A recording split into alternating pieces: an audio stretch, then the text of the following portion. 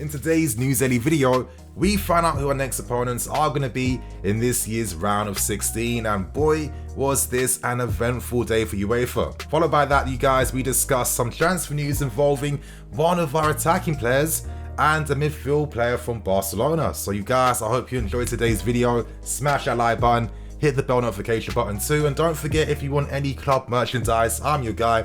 Use the code NINI10 at checkout to get 10% off your final order. Without wasting no more time, honestly you guys, I'm pretty lost for words with how this day's been playing out. Now originally at the start I thought my day was off to a banger. You know, I watched the season finale of Succession, and who said art was finished? By far the best show on TV currently.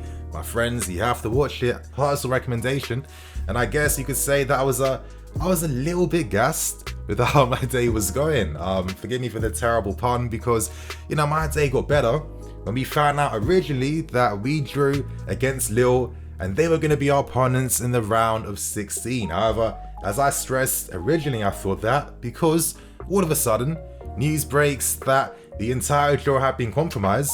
If you guys want to get some information, I'm going to read it from UEFA's official Twitter account right now, and in it they state that the following technical problem with the software of an external service provider that instructs the officials as to which teams are eligible to play each other, a material error occurred in the draw for the UEFA Champions League round of 16.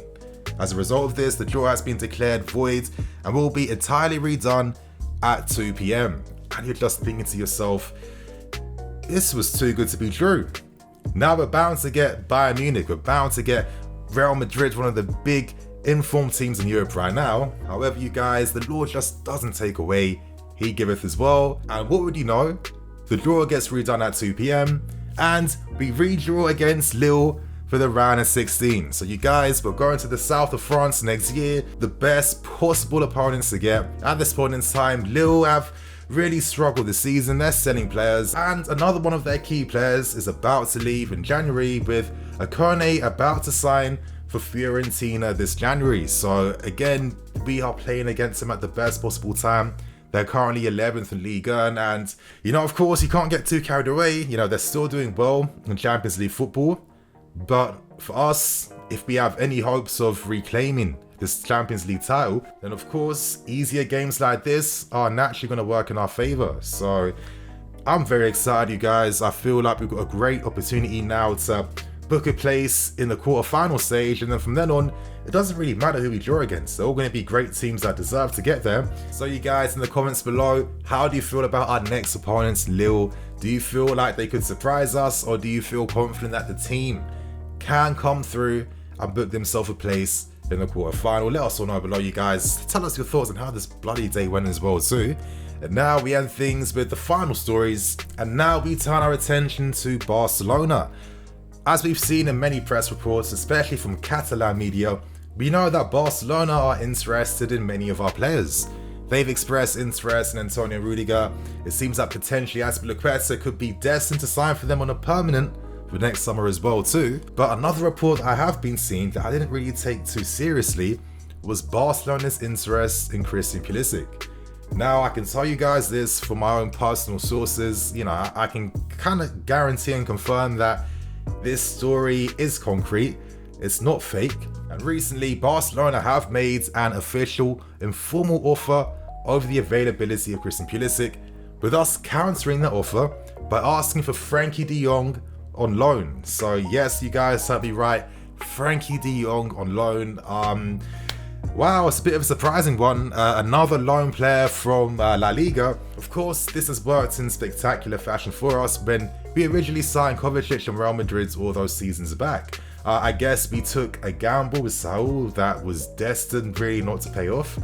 I guess the question is it worth taking another gamble on Frenkie de Jong? I'm going to start with Frenkie de Jong before I give my thoughts on Pulisic.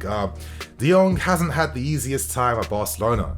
After making an incredible big money move to them all the way back in 2019, it does feel like he doesn't necessarily have a set role midfield.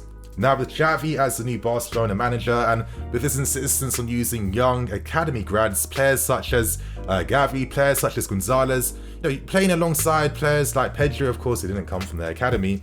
It seems like Barcelona have a core midfield three that maybe could benefit from more consistent game time over someone like Frenkie de Jong, where essentially Barcelona need the money desperately right now, and Frenkie de Jong could be a worthy sacrifice. Of course, get him off that wage bill, give opportunities to their young, incredible midfield as well, and of course get rid of a player that necessarily hasn't been able to flourish because he doesn't have that set role. Currently under Xavi, he's played in a midfield 2, in a back 3 system. He's played as a cam behind Memphis Depay as well, and he's played as a box-to-box mid in a midfield 3 too.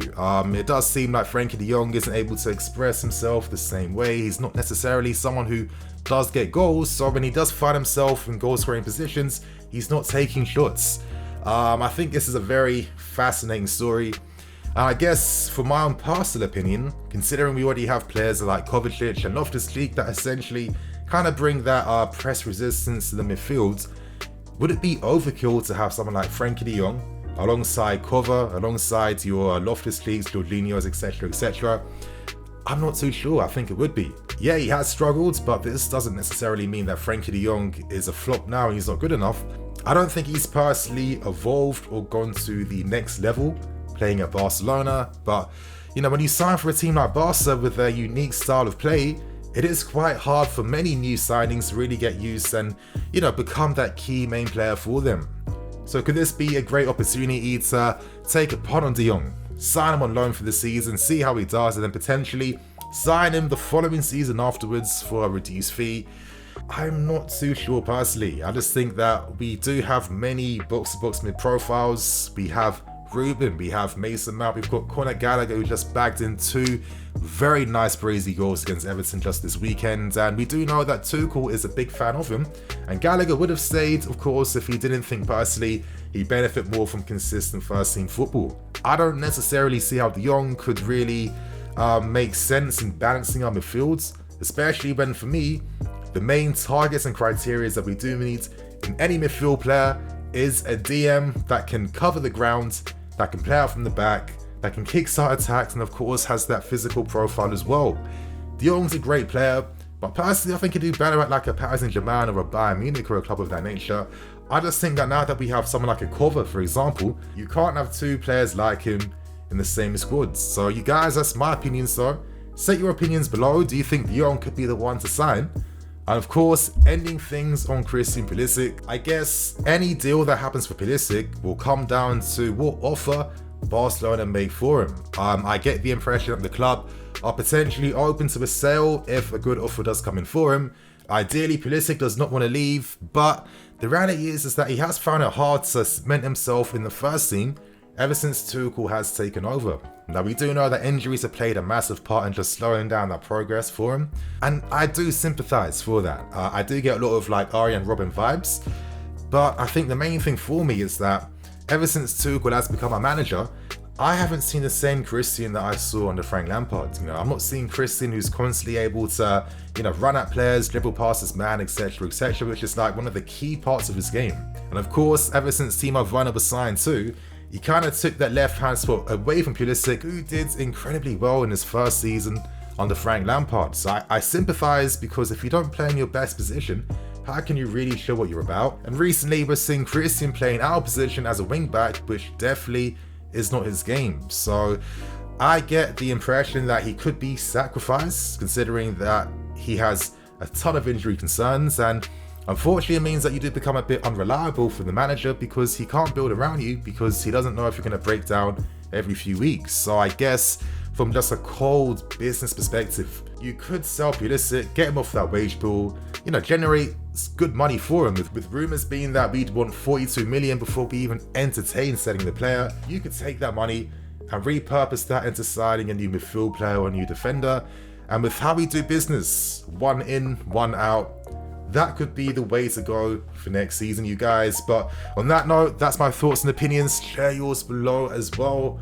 I'm in the FC, this is Blue Line CV. I'll catch you guys later with some more videos. Cool.